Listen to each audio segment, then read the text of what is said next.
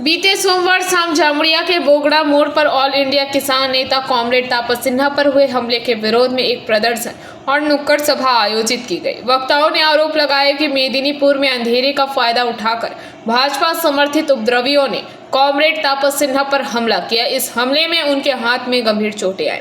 इस घटना का विरोध करते हुए किसान सभा के कार्यकर्ताओं और समर्थकों ने बोगड़ा मोड़ के आसपास के इलाकों में लाल झंडे लेकर मार्च किया।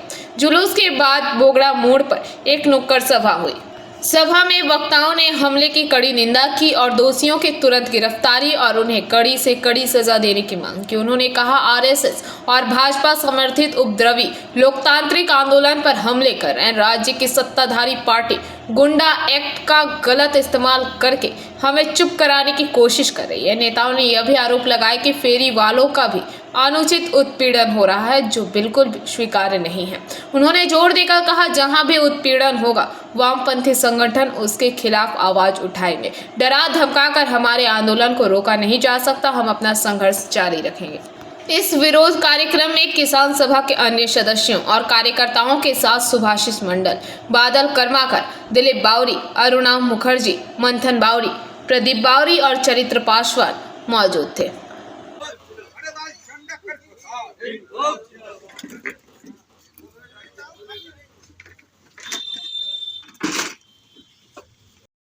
মানুষ মনে প্রাণে চাইছিল এমন একটি সরকারকে, যে সরকার রাজ্য থেকে সিন্ডিকেট রাজ, দুর্নীতিবাজ এই তৃণমূলকে পরাস্ত করে মানুষের সেবায় নিয়োজিত হতে পারে।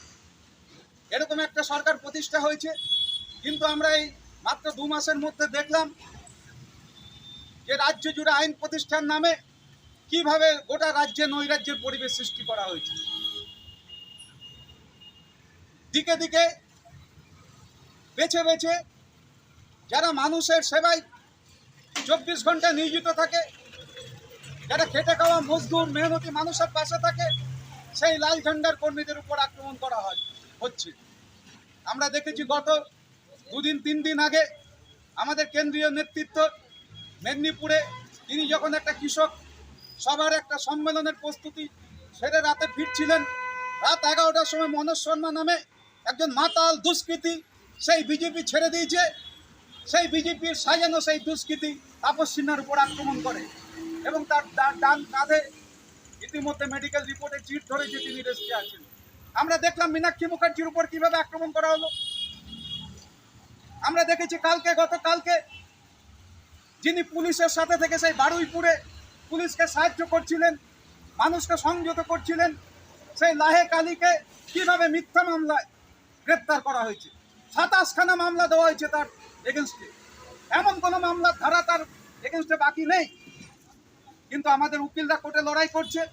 দেখবেন সম্ভবত আজকে, নাহলে 2-1 দিনের মধ্যেই তিনি বেল পাবেন। হ্যাঁ, এখনই খবর পাওয়া গেল তিনি বেল পেয়ে গেছেন।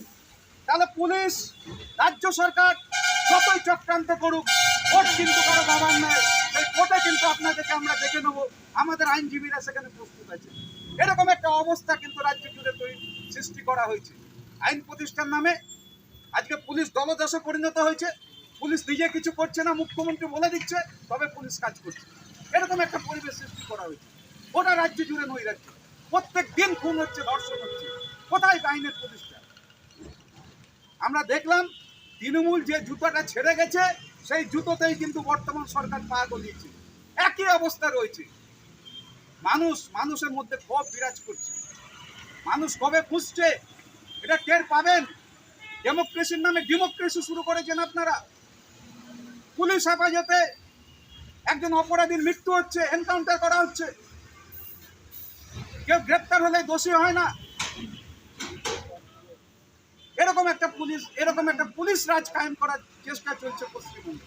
যাই হোক, এর বিরুদ্ধে আমরা লাল ঝান্ডা সবসময় মানুষের সাথে থেকে আমরা সমাজে যে খারাপ কাজগুলো তার বিরুদ্ধে আমরা প্রতিবাদ করেছি। লাহেক আলীও প্রতিবাদ করেছিল, কিন্তু তার বদলে তাকে গ্রেপ্তার হতে হয়েছে। তাহলে আমরা থেমে থাকবো না। যতই মিথ্যা মামলা হামলা করা হোক, এই লাল ঝান্ডা কিন্তু থাকবে। এই কথা বলে আমার কথা আমি শেষ করছি। এখন আপনাদের সামনে বক্তব্য রাখছেন আমাদের जामुड़िया से दिलीप साव की रिपोर्ट, पीबीटीवी न्यूज।